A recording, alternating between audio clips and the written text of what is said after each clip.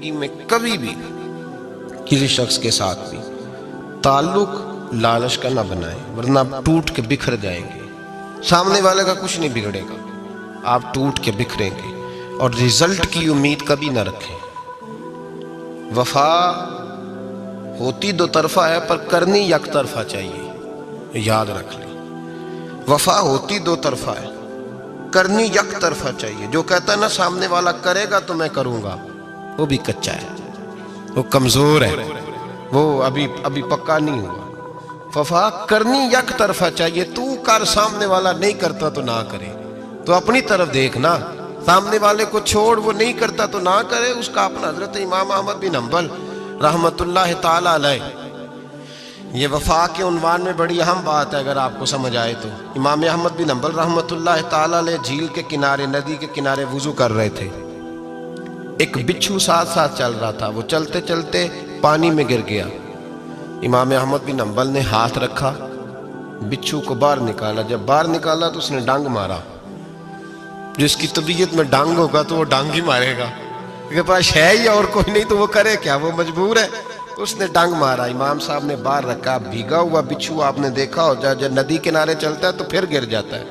وہ پھر گرا تو امام صاحب نے پھر نکال کے باہر رکھا تو اس نے پھر ڈانگ مارا۔ پھر ساتھ ساتھ چلتے چلتے وہ گر گیا۔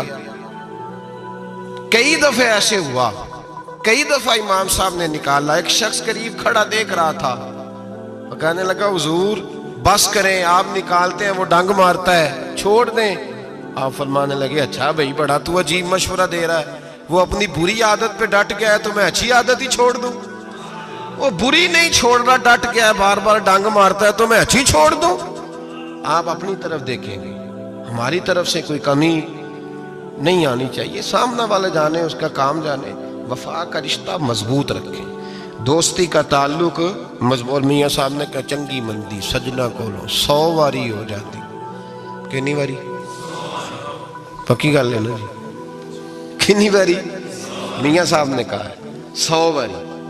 ہم تو ایک باری بھی معافی دینے کو تیار نہیں۔ چنگی مندی سجنا کولو، ایسے نہیں آنے جانے والے سے نہیں، اس کے معاملے میں تو ہم خوددار ہیں نا، ہر ایک سے نہیں سنتے، وہاں تو ہم خوددار ہیں۔ سجنا کولو چنگی مندی سجنا کولو 100 واری ہو جاندی، یار یاراں دا گلا نہیں کر دے اصل پریت جنہ دی۔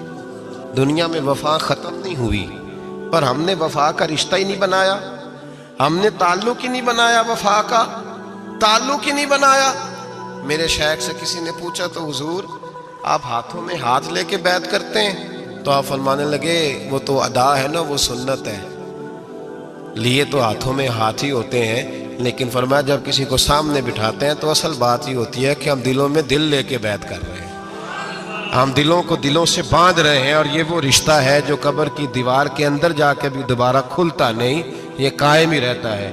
رشتے وفا کے پیدا کریں، خلوص کے پیدا کریں، للہیت کے پیدا کریں۔ میرے نبی پاک سید عالم صلی اللہ تعالی علیہ وسلم نے اس وفا کو آگے پھیلایا ہے۔ نبی پاک سید عالم صلی اللہ تعالی علیہ وسلم نے رشتوں کی مضبوطی کا حکم دیا ہے۔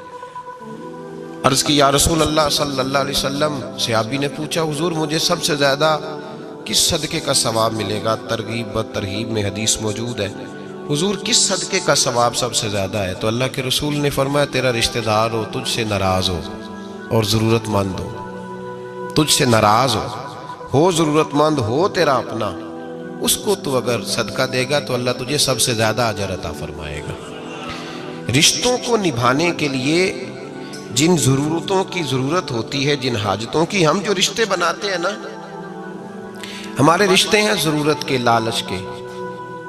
جب تک لالچ پورا ہوتا ہے رشتہ ہوتا ہے، حالانکہ رشتے ضرورت کے نہیں ہونے چاہیے، رشتے عقیدت کے ہونے چاہیے، رشتے محبت کے ہونے چاہیے۔ اور روحانی زندگی میں اگر کوئی رشتہ لالچ کا ہو تو وہ تو 2 قدم نہیں چلتا، ٹوٹ جاتا ہے۔ عقیدت اور محبت اور احترام کا جو رشتہ ہوتا ہے وہ مضبوط ہوتا ہے، وہ ہمیشہ چلتا ہے، اس کے اندر پختگی ہوتی ہے۔ وفا اس رشتے کے اندر آتی ہے جس رشتے کے اندر کوئی لالچ۔ ہمارے زمانے کے اندر یہ شور ہو گیا ہے کہ کام پیارا ہے چم نہیں پیارا، اس شور نے رشتوں میں کمزوری ڈال دیا، دراڑیں پیدا کر دی۔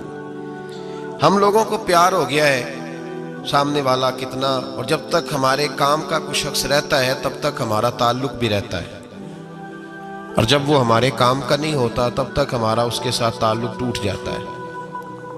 یاد رکھیے میرے بھائی، جب رشتے کی یہ بنیاد ہو نا، پھر اس میں وفا نہیں ہوتی،